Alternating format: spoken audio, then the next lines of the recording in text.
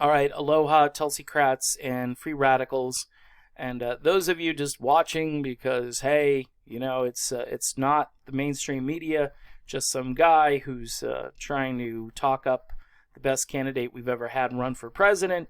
I want to highlight the turning point of this campaign, and I'm not sure if it's a positive turning point or it was the death knell for the Tulsi Gabbard campaign. We will see.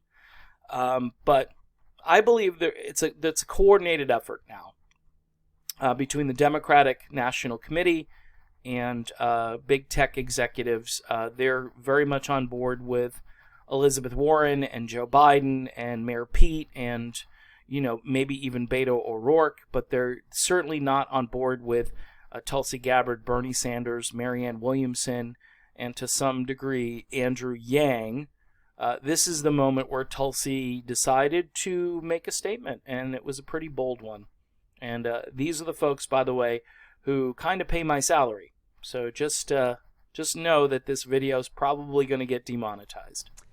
During the first debate and the hours that came after it, we were prepared with all of our Google ads. We were the most searched candidate and campaign of the night when all of a sudden our Google ad account was shut down without any clear kind of explanation or how to get it back up.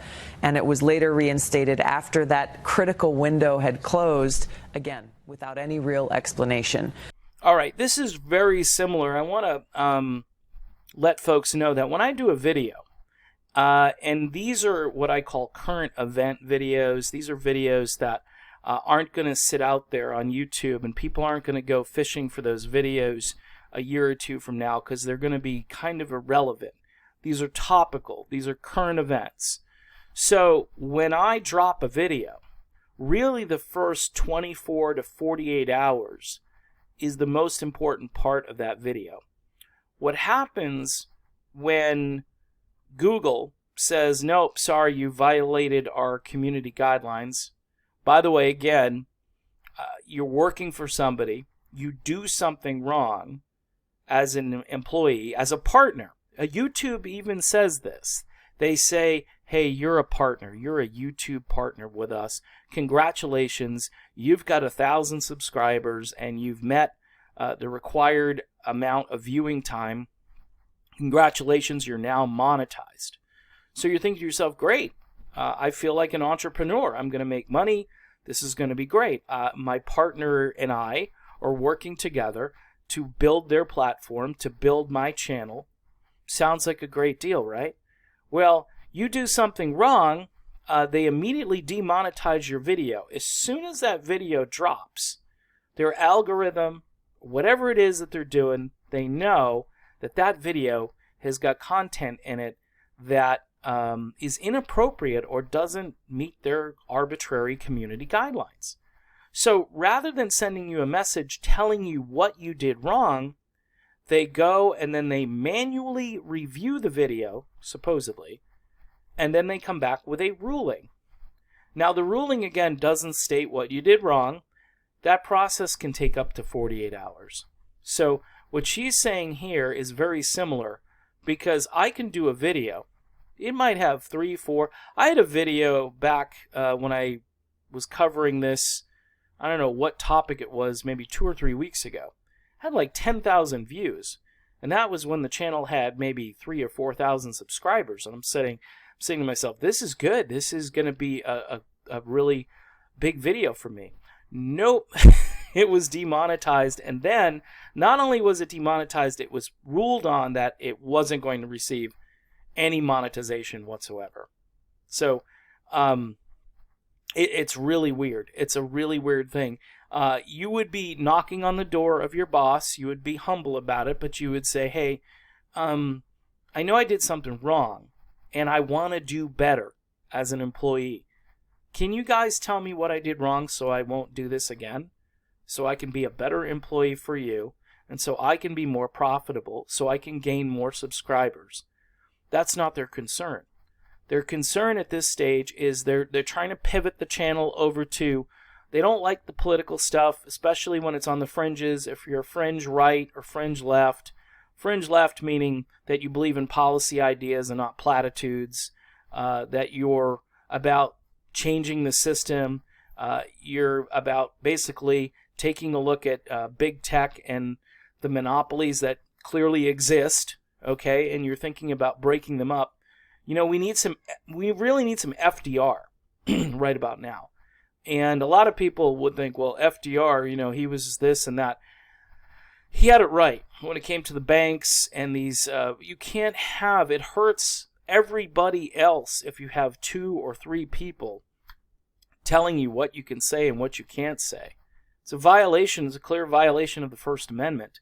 And in this case, this was some kind of arbitrary shadow banning that they did. And they said, well, we can shut her ad account down right now, and that will have the maximum impact on her campaign.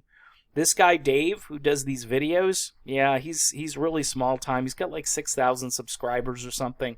Not that many, but he's talking a lot about anti-war.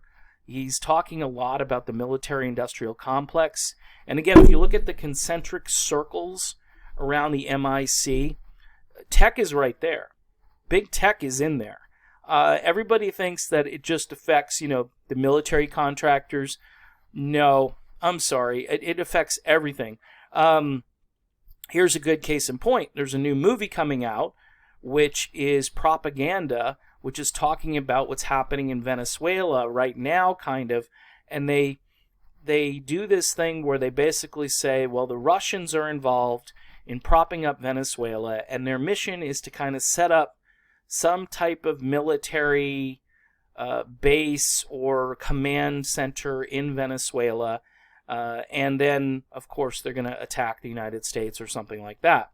That's the whole premise of the movie.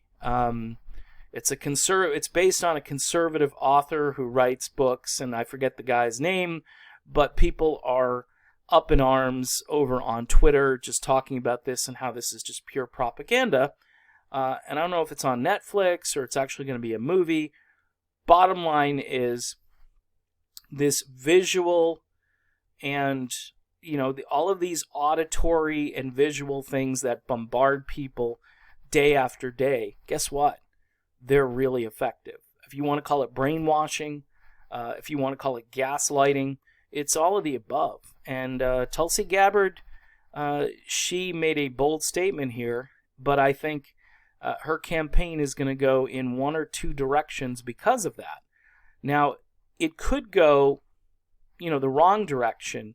You have the DNC now saying, no, we're going to do this arbitrary thing.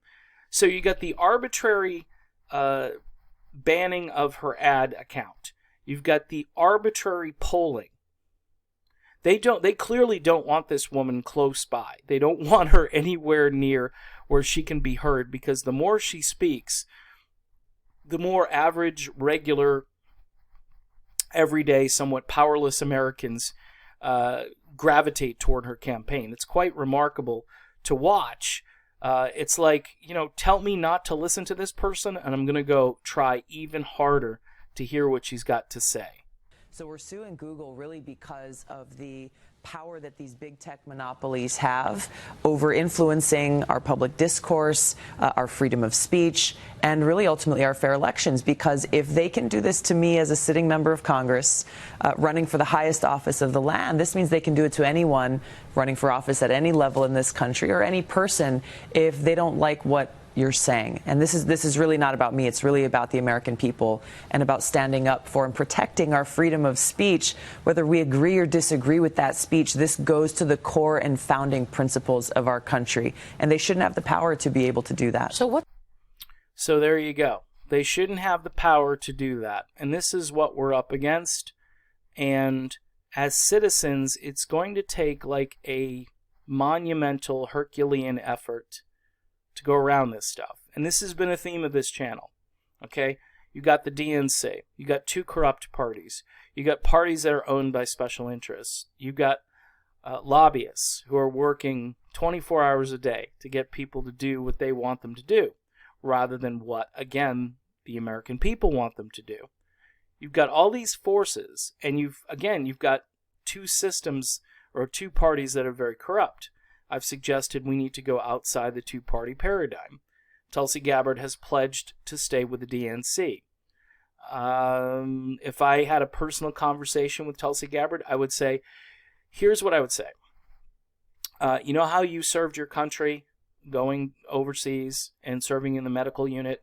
That service is very valuable. Now, you're back home.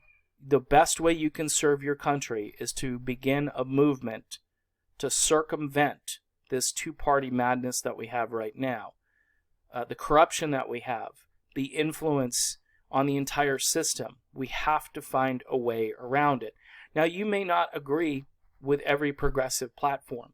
I tell you what, there's more at stake right now than Medicare for all and then college, free college. Those things are really important, and I hope those issues actually, work out and get approved and passed. But the bigger point is we need to be able to communicate with one another freely and debate these ideas in an open public forum. And much like the internet, being this just Wild West, it needs to also be kind of like a public utility. Everybody should have access to it. People can decide what they want to watch, what they don't want to watch. And at the end of the day, if you want a candidate, a true progressive candidate, to come along and do your bidding as a citizen, then we need to have this information flow freely. And the corruption, the incredible amounts of corruption that are within this two-party paradigm, it's just mind-boggling. And we can't have a military-based economy. I can go on, and I'm fairly conservative. I'm a fairly conservative guy, and I'm saying this stuff. So, Tulsi Gabbard, I wish you the best. I would say to you personally, I think you should defect. I think you should get out. I mean, if you really want to serve your country in the political realm, I think at some point down the line, if the Democratic nomination is not yours, you need to get out and defect. And I would say the same thing to Bernie Sanders. I would say the same thing to Marianne Williamson and Andrew Yang. They are positioned in a way that they could start movements in other parties or as independent candidates, and it would be the best thing for democracy. Yes, everybody will be accused of being a Putin puppet or whatever the slur is of the moment. But we've got to be courageous. We've got to go forward. Even if it's just a few of us, we've got to make that statement. And then we start a movement and we convince people and we go to alternative platforms, things that aren't overregulated and censored, because free speech is all we have. And if we lose that, then they've won. It's an oligarchy, and the oligarchs tell us what we can hear and what we can't hear. So that's just nuts, and that's what Tulsi Gabbard is trying to fight here. But her fight has to go further. At the end of this, there has to be a recognition that you can't have a revolution in a counter-revolutionary party. All right, done with this video, and I will be back soon. Aloha. Thanks for also supporting the channel via PayPal and also through Patreon. And if you haven't done so yet, I will provide an email link for my PayPal account if you'd like to do a one-time gift for the channel. Much appreciated, by the way. See you soon.